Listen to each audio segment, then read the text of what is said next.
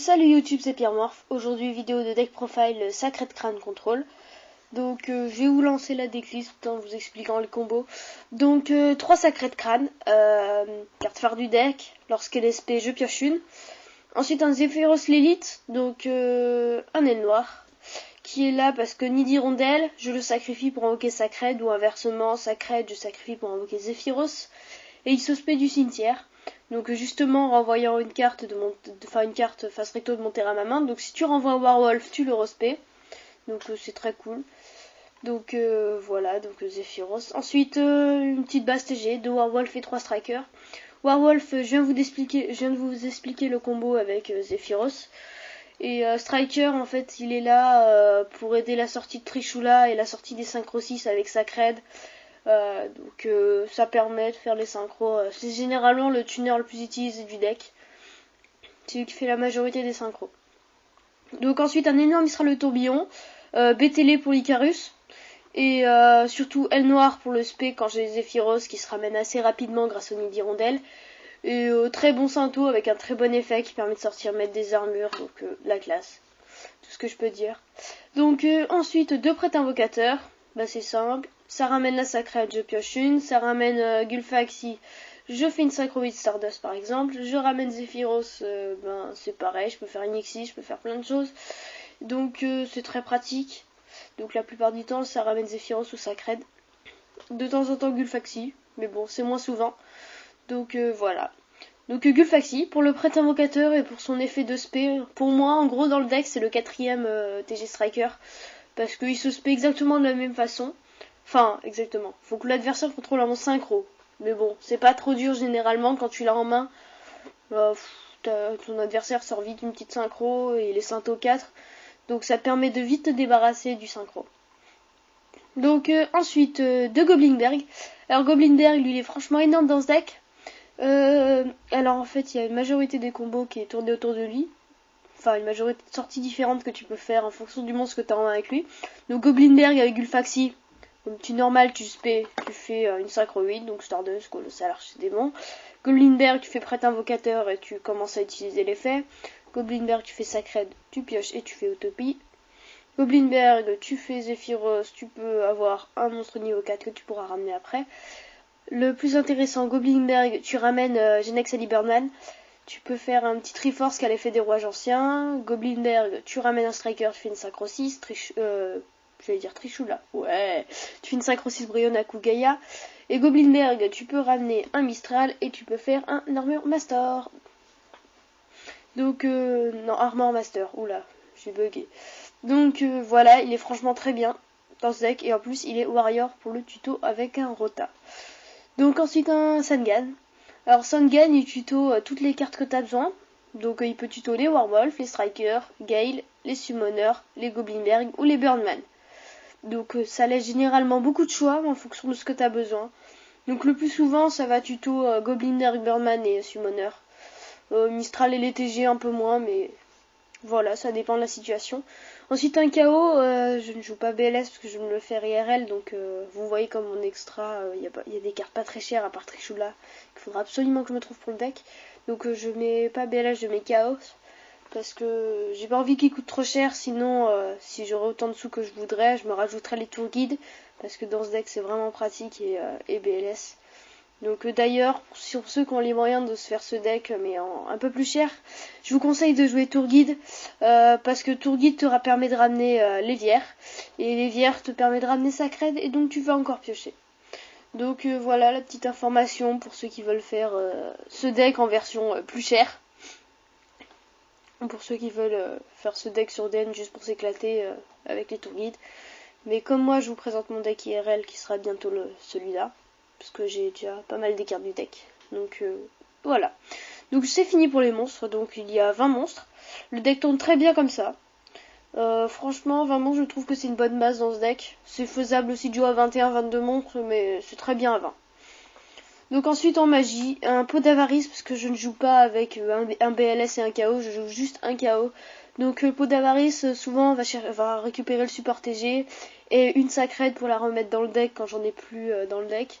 Parce que c'est toujours bien d'en avoir une dans le deck parce que prêtre invocateur et Nid Hirondelle invoque du deck. Donc voilà. Ensuite un Rota. Donc Rota va tuto Goblinberg et Striker. Donc tout dépend de ce que tu as besoin. Généralement ça va tuto Goblinberg.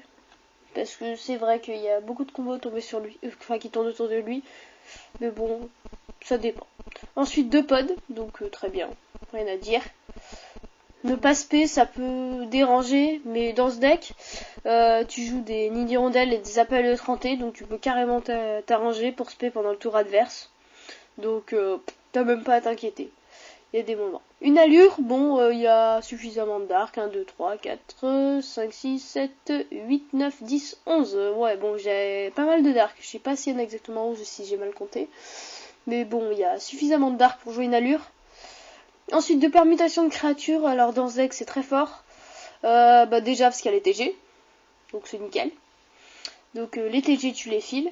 Généralement, c'est ça que je file. Ou parfois, je file Sangan. Ou plus rarement, je file une Sacred.